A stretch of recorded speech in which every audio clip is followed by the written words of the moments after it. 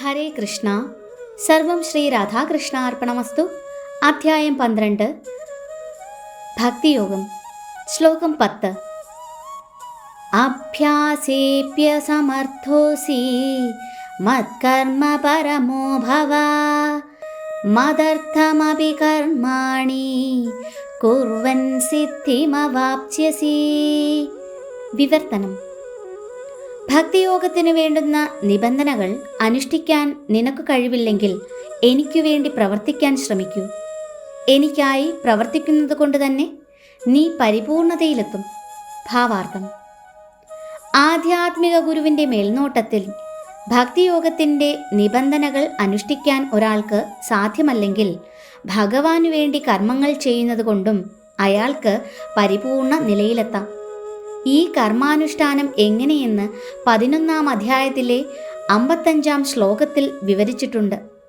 കൃഷ്ണാവബോധം പ്രചരിപ്പിക്കാൻ സൗമനസ്യമുണ്ടാവണം.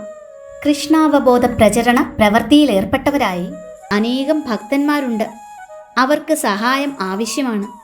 ഭക്തിയോഗത്തിൻ്റെ നിബന്ധനകൾ പരിശീലിക്കാനാകാത്തവർക്കും ഈ പ്രയത്നത്തെ സഹായിക്കാൻ ശ്രമിക്കാം. ഏതൊരു പ്രയത്നത്തിനും ആവശ്യമാണ് ഭൂമി, മൂലധനം, സംഘടന, തൊഴിൽ എന്നിവ. ഒരു വ്യവസായം തുടങ്ങണമെങ്കിൽ അതിന് യോജിച്ച സ്ഥലവും പണവും, പ്രവൃത്തി ചെയ്യാൻ മനുഷ്യരും, വികസിപ്പിക്കാൻ സംഘടനയും ഒക്കെ വേണം. ഭഗവത് സേവനത്തിനും ഇതെല്ലാം ആവശ്യമാണ്. എന്നാൽ ഭൗതികതാബോധത്തിൽ ഒരാൾ ഇന്ദ്രിയ സുഖത്തിനായി പ്രവർത്തിക്കുന്നു എന്ന ഒരു വ്യത്യാസമേയുള്ളൂ. അതേ പ്രവൃത്തി തന്നെ കൃഷ്ണന്റെ പ്രീതിക്കായി ചെയ്യാം. അതാണ് ആധ്യാത്മിക പ്രവർത്തനം. സമ്പന്നനായ ഒരാൾക്ക് കൃഷ്ണാവബോധം പ്രചരിപ്പിക്കാനായി ഒരാഫീസോ ക്ഷേത്രമോ ഉണ്ടാക്കുന്നതിന് സഹായിക്കാം. അല്ലെങ്കിൽ പുസ്തകങ്ങൾ പ്രസിദ്ധീകരിക്കുന്നതിന് സഹായിക്കാം. ഇങ്ങനെ പ്രവർത്തിക്കാനുള്ള മേഖലകൾ പലതുമുണ്ട്. അത്തരം പ്രവൃത്തികളിൽ താൽപ്പര്യം വളർത്തിയെടുക്കേണ്ടതാണ്.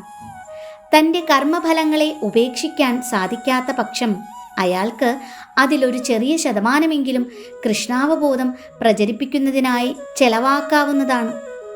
കൃഷ്ണാവബോധത്തിനു വേണ്ടിയുള്ള ഈ സ്വമനസാലെയുള്ള സേവനം ഈശ്വരപ്രേമത്തിൻ്റെ സമുന്നതിയിലെത്താനും പരിപൂർണത നേടാനും സഹായകമാവും. ഹരേ കൃഷ്ണ. സർവം ശ്രീ രാധാകൃഷ്ണാർപ്പണമസ്തു.